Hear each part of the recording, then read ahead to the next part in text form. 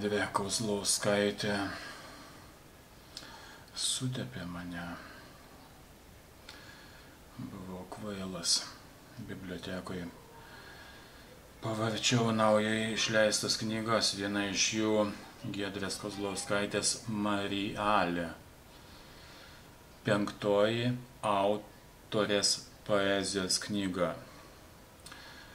Jei kem 4, man kem 3. Poetė, kritikė, esejistė, daugelio prestižinių literatūros premijų laureatė. Aišku, kas jie svarbiausia. Knyga liudija nerimą dėl chaoso pasaulyje, karų Ukrainoje ir Gazoje, klimato kaitos, konfliktą tarp trumpistų ir LGBT, pabėgėlių krizės. Kas mane sutepė? Vienas eilėraštis Kristaus kapas, kur aš aišku jo net nenorėčiau cituoti, bet tenais ir guminė valtis, ir jūs matot, jis kabo ant kryžiaus. Dėl tokių grafomanių kaip Giedrė Kozlauskaitė.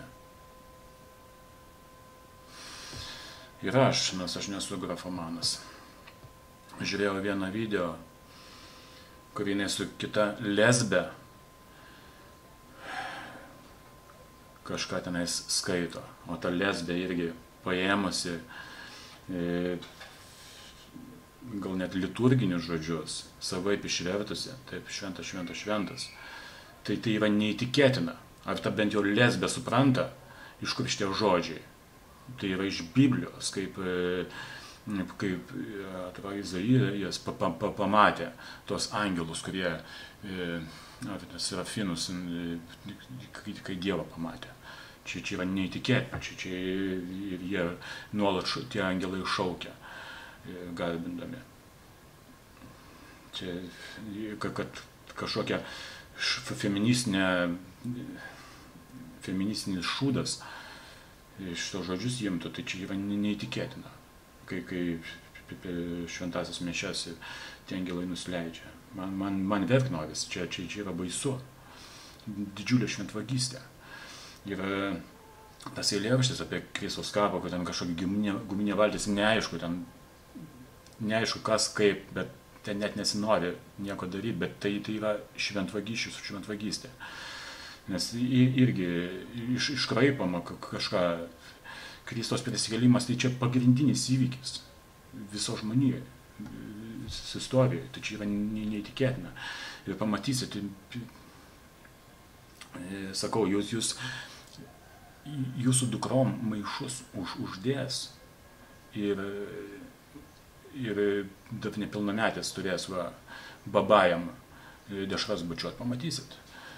Čia jeigu jums krikščionybė nepatinka.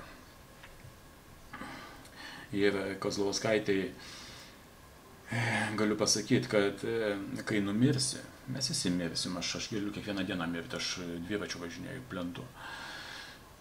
Tai kai pamatysi Jėzų Kristų, tai nebus,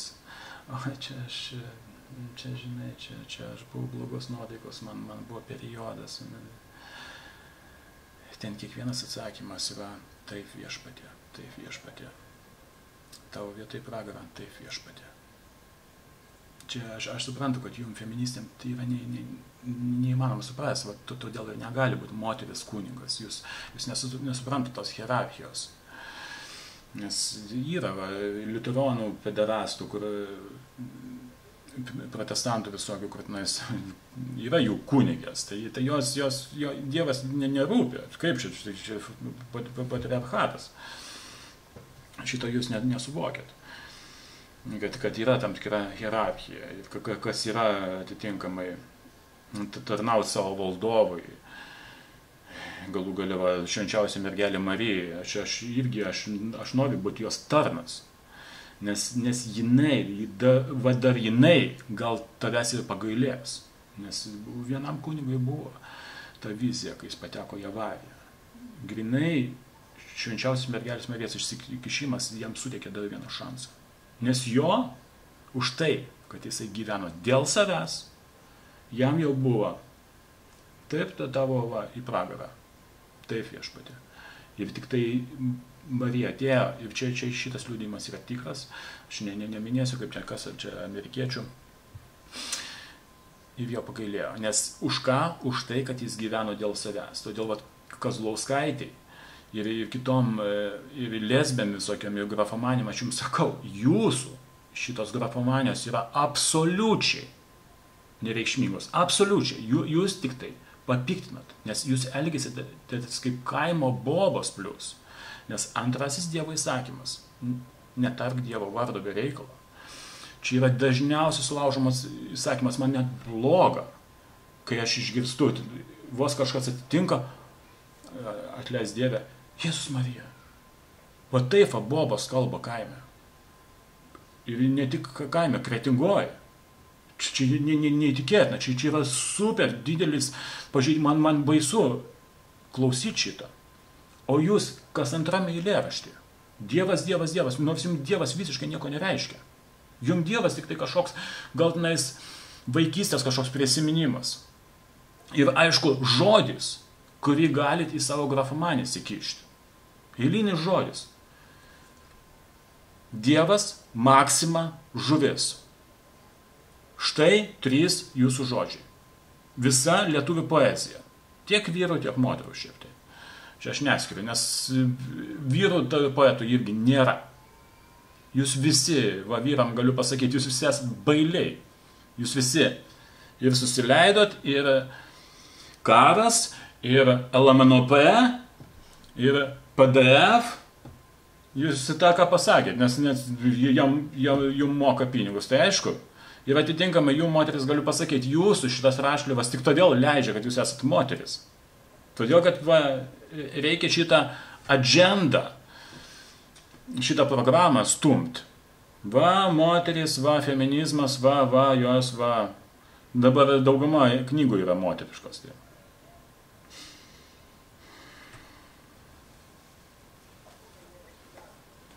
Didžiausias patarimas būtų sportas. Visi klausimai, žinokit, dingsta. Tik truputį paspausti. Bent 170 pulsas. Geriau iki maksimalaus, kažkiek irgi. 400 vatų visą laiką palaikyti kažkokią galią. Tada supranti savo trapumą, savo beviltiškumą ir savo kartu puikybę. Aš sakau, aš pats bijau, aš apsišykęs dėl pragaro. Ir aš šitą, man to nereikia, kad aš jums šitą sakau. Manęs, kaip sakant, jau tikrai jokia rašytojų sąjunga neišleis niekada ir aš ir nerašau per daug.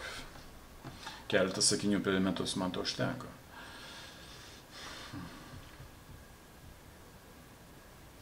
Aš sakau, jūs apsiraminkit šitam poezijom.